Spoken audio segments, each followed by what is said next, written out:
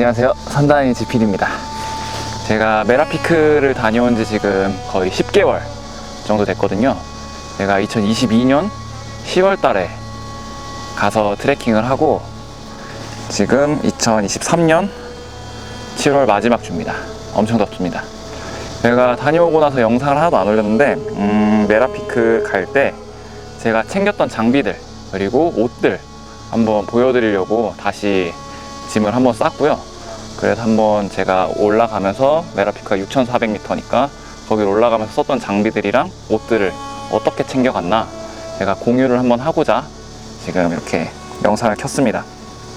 지금 제가 입고 있는 복장이랑 배낭이 메라피크 갈 때 썼던, 히말라야 트레킹을 갈 때 썼던 지금 배낭입니다. 이 배낭은 55리터 정도 되는 배낭이고, 그 다음에 카고백, 더플백이라고 하죠. 이게 한 90리터 정도 되는 더플백입니다. 제가 집에서부터 출발할 때 딱 이렇게 가지고 루클라 도착해서부터 이 상태로 이 배낭은 제가 메고 트레킹을 하고, 이 카고백은 저희랑 같이 동행을 했던 락파 가이드가 같이 그 가이드분이 메고 베이스 캠프까지 옮겨줬던 짐입니다. 그럼 제가 이 짐을 한번 풀면서 어떤 걸 가져갔고 어떤 옷을 입고 트레킹을 했는지 한번 보여드리도록 하겠습니다. 네, 일단 배낭부터 말씀을 드리면, 저는 트레킹 하면서 배낭을 이게 히말라야 트레킹이나 메라피크 가는 것 치고는 되게 크고 무거운 배낭이에요. 이게 F스탑이라는 브랜드의 카메라 배낭인데, 그래도 카메라 배낭 중에서는 산을 가기 가장 적합하게 맞는 배낭이라고 생각을 해서 제가 이거를 카메라 사용하시면서 등산하시는 분들한테는 굉장히 좋은 가방이라고 생각하고, 이게 장비를 하나씩 간략하게 소개를 하자면, 이게 원단 자체가 엑스팩으로 되어 있어서 내구성도 좋고 기본적으로 방수도 어느 정도 되고, 배낭 커버가 따로 있긴 한데 방수도 되고, 가장 편의성이 좋은 거는 이 뒷면에 외부 프레임이 따로, 내부에 프레임이 있고 카메라 배낭답게 이 뒤쪽으로 다 열립니다. 그래서 모든 장비가 이 뒤로 열 수 있고, 여기는 지금 카메라 넣는 섹션으로 제가 나눠놨고, 이 위에는 옷이랑 간식, 트레킹을 하면서 바로 쓰는 장비들 이렇게 넣어놨습니다.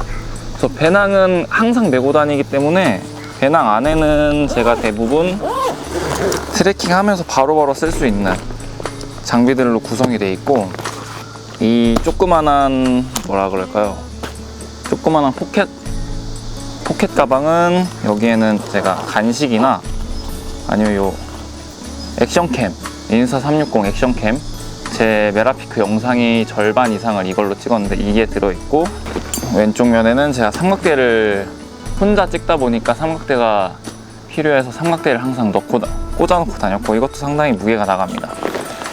그리고 다른 이런 포켓 같은 곳에는 보통은 제가 이런 물티슈 종류나 보통은 코인 티슈를 넣고 다녔고, 네, 이런 휴지 종류, 코인 티슈, 이게 코인 티슈거든요. 이거를 제가 소분을 해서 한 번에 한 5개에서 6개씩 이렇게 소분해서 넣고 다녔습니다. 그 다음에 이게 단점이 물통 꽂이가 따로 장착되어 있지 않아서, 저는 이 하이드로백 순항을 제가 달고 다녀서 여기다 넣고 다녔고, 이 위에는 이런 멀티스카프 버프, 그 다음에 선글라스, 그 다음에 보조 배터리.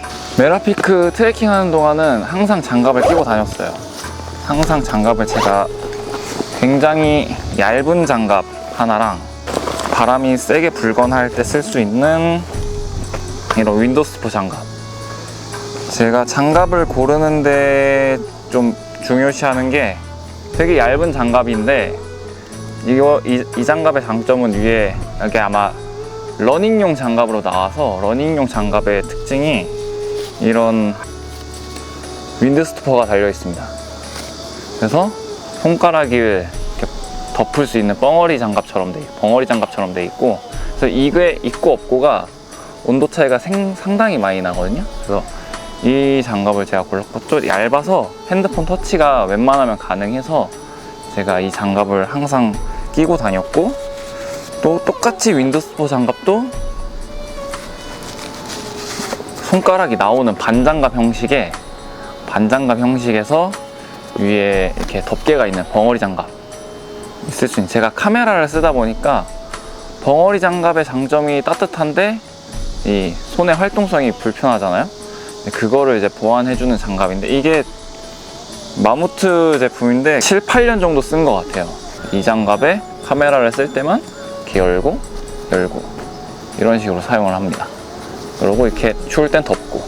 자, 이렇게 두 개를 항상 배낭에 넣고 다니고, 이 장갑 두 개를, 그 다음에 여분의 장갑들도, 이게 젖으면 큰일 나니까 장갑들도 항상 그런 카고백에 이제 넣고 다닙니다. 그리고 제가 이렇게 사이드로 메고 다니는 이 사이드백도, 이 사이드백은 허리에 찰 수 있는 탄창집처럼 메고 다니는 건데, 이것도 이게 맥포스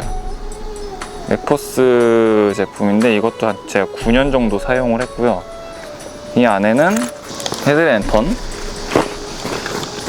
그 다음에 뭐 이런 나이프나 손톱깎이, 그리고 라이터 이렇게 들어있고, 보통은 여권도 여기 넣고 다니고, 소량의 돈이랑 수첩, 뭐 메모장, 이런 액세서리 종류들이 담겨 있습니다.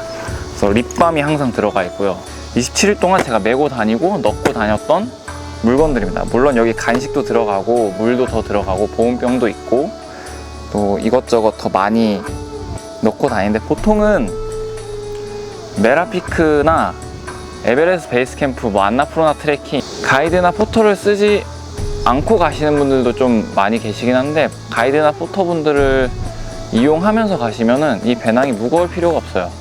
보통 자기 간식, 그리고 자기 하루 동안 마실 물, 그리고 혹시 모를 체온을 유지시켜줄 의류들 해서 약 7kg 미만의 무게를 보통 메고 다니시고, 저 같은 경우는 카메라를 메고, 뭐 카메라 렌즈도 제가 다 메고 다녔기 때문에 그 렌즈들 무게랑 카메라 무게를 다 합치면은 저도 한 10kg씩 정도는 메고 이제 트레킹을 다 했던 것 같습니다. 메라피크 갈 때 챙겼던 장비들과 이것저것 뭐가 들었나, 이 90m짜리 카고백에 뭐가 들었나 한번 보여드리겠습니다. 그리고 제가 신발을 두 종류를 가져갔는데, 하나는 이런 제가 메라피크 올라갈 때 썼던 빙벽화, 뭐 이중화라고도 하고 빙벽화라고도 하는데 요즘 그냥 빙벽화라고 합니다. 이중화는 겉부분이 플라스틱이고 내부 이너가 따로 있는 제품을 이중화라고 하고, 이건 이제 빙벽화인데, 이건 스카르파의 몽블랑 GTX 프로라는 모델로 기억을 하는데, 이것도 제가 한 15년도? 16년도 이때 구매를 했던 것 같아요. 근데 제가 영상을 보신 분들은 아시겠지만, 트레킹 시작할 때부터 루클라부터 메라피크까지 이걸 신고 트레킹을 했고, EBC를 갈 때도 이걸 신고 트레킹을 했습니다. 그래서 저는 이런 중등산화 종류가 이런 어프로치화, 보통 어프로치화나 리찌화라고 하는데, 제가 리찌화를 가져갔었는데 이걸 안 신었어요. 이건 그냥 그 카트만두 시내에서만 잠깐 신게 됐고, 그래서 그냥 쉴 때만 잠깐 신었고, 이런 좀 말랑말랑한 애들, 말랑말랑한 신발보다 저는 이런 중등산화가 오래 신을 때는 이게 더 편해서, 근데 보통 대부분 안 그러신데 저는 이게 더 편해서 이거를 끝까지 신고 산행을 했습니다. 그리고 어차피 메라피크 올라가는 마지막 이틀 정도는 이런 빙벽화 종류를 신어야 되기 때문에 안 신다가 신으면 더 불편합니다. 그래서 그냥 적응을 최대한 많이 하시고 그런 서밋이나 마지막 구간에서 힘을 안 들이시는 게 개인적으로는 좋다고 생각을 합니다. 그래서 저는 이걸 신고 트레킹을 했고, 이거는 혹시 몰라 가져갔지만 신지 않고, 제가 이거랑 다른 모델인데, 다른 모델은 거기 저랑 동행을 했던 가이드분을 드리고 왔어요. 저랑 발 사이즈가 똑같아서. 그래서 저랑 같이 가이드를 해주셨던 분에게 드리고 왔고, 카고백을 한번 열어보겠습니다. 이거는 보통 요즘 한국에선 이게 구하기가 잘 안 팔더라고요. 이게 판매도 잘 안 되고, 옛날에 가지고 계시던 분들만 좀 가지고 계시고, 이런 카고백 종류가 좀 가격도 생각보다 많이 나가고 되게 막 쓰는 장비인데 거의 10만 원대가 넘어가고, 이런 애들은 좀 쌉니다. 근데 잘 구하기가 힘들어요. 그래서 여시면은 제가 일단은 장비들을 한번 다 꺼내 보겠습니다.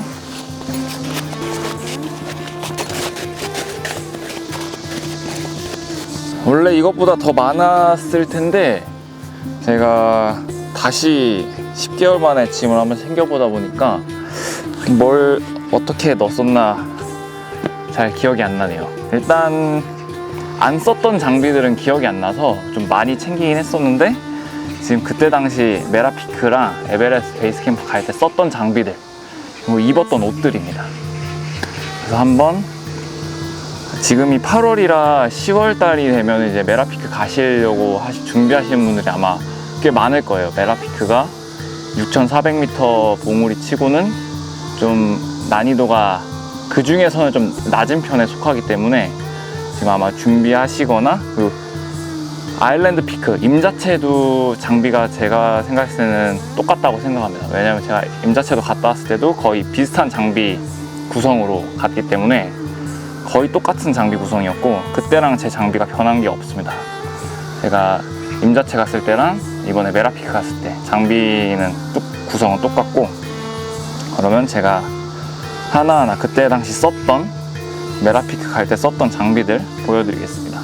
제가 원래는 챙겼던 장비들 중에 지금 없는 게 좀 있는데, 그건 다 구매하긴 힘들어서 주변에 빌렸던 장비들도 있어서 그건 다 돌려드려서 지금 좀 비어 있습니다.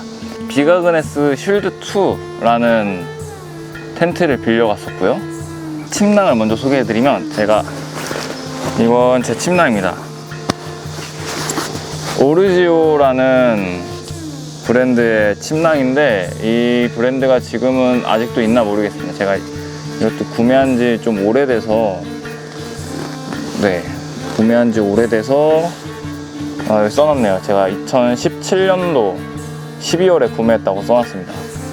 이거 제 기억엔 원정용 침낭으로 나왔었는데 1,500g.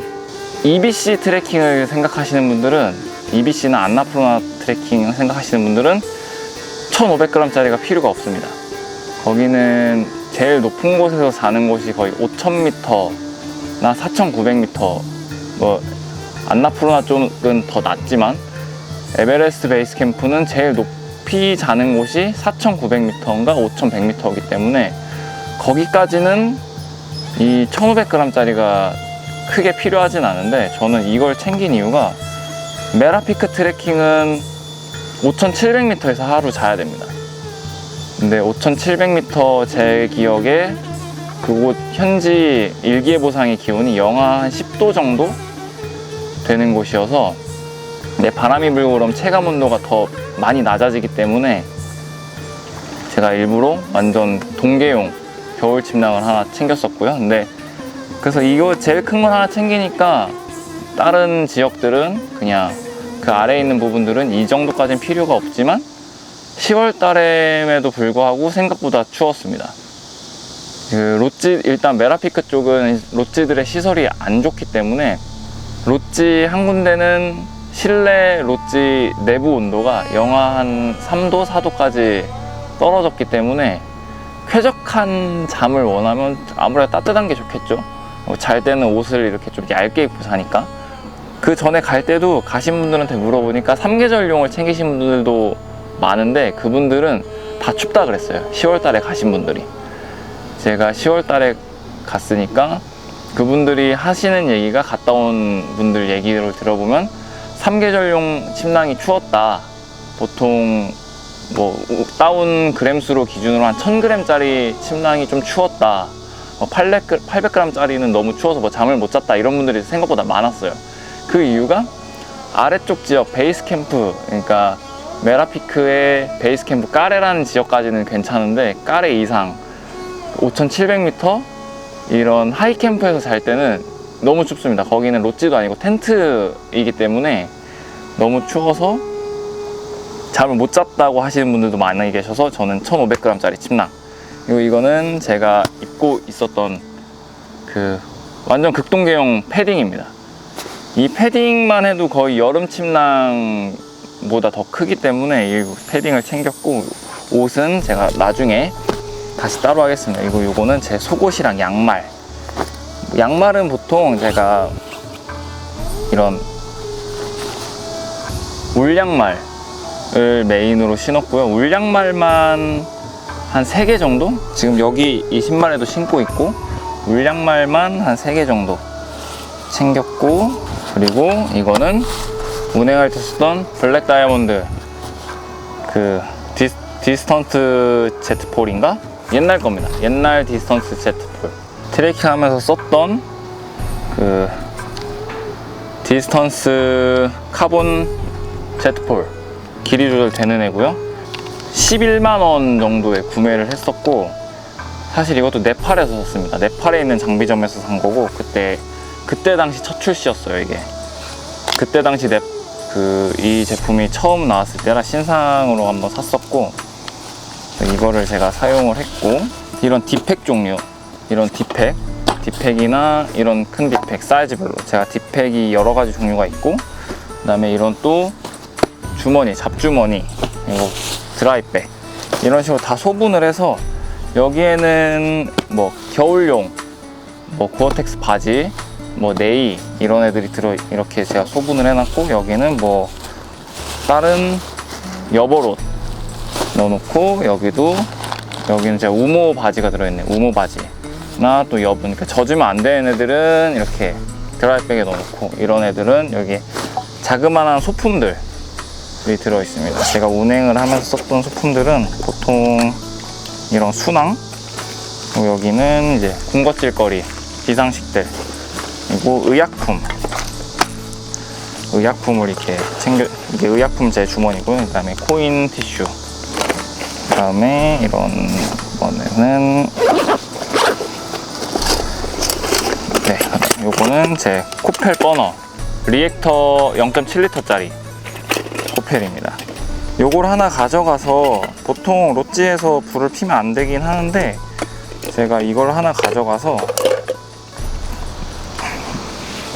아니면 버너를 안 가져가더라도 이런 코펠류를 가져가야 되는 이유가, 물을 올라가면 올라갈수록, 해발이 높아지면 높아질수록 끓인 물을 판매를 합니다. 미네랄 워터도 팔긴 하지만, 미네랄 워터는 그냥 당장 마실 물의 용도라서, 미네랄 워터보다는 현지에서 끓인 물을 많이 필요로 하는데, 끓인 물을 이런 1리터 수통 하나에 거의 뭐 비싸게 받는 데는 8,000원, 뭐 6,000원, 뭐 한화 기준으로 뭐 5,000원부터 뭐 다양한, 해발이 올라갈수록 연료값이 들기 때문에 물값을 받기 때문에, 근데 물이 한두 번 사 먹는 거야 괜찮은데, 보통 밤에 자기 전에 이런 날찜물통에다가 뜨거운 물을 받아서 침낭 안에다 넣고 이제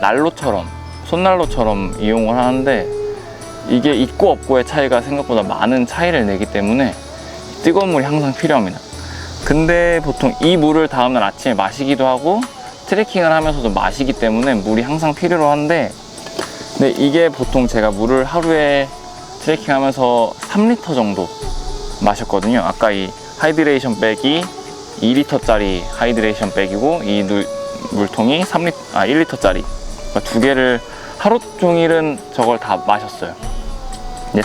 3리터를 미네랄 워터로 채우는 것도 돈이고, 뜨거운 물을 끓여서, 뭐 미네랄 워터보단 싸지만 끓여서 채우는 것도 굉장히 돈이 드는데, 난로를 뭐 소똥이나 뭐 장작을 가져와서 난로를 피워주는데, 그 위에 제 요 코펠에다가 물을 그냥, 주변에서 주방 가서 물을 달라 그러면 그냥 줘요. 그냥 물은 그걸 떠와서 그 난로 위에다 이 상태로 올려놓고 끓여버리면은, 그거는 제 돈이 세이브가 됩니다.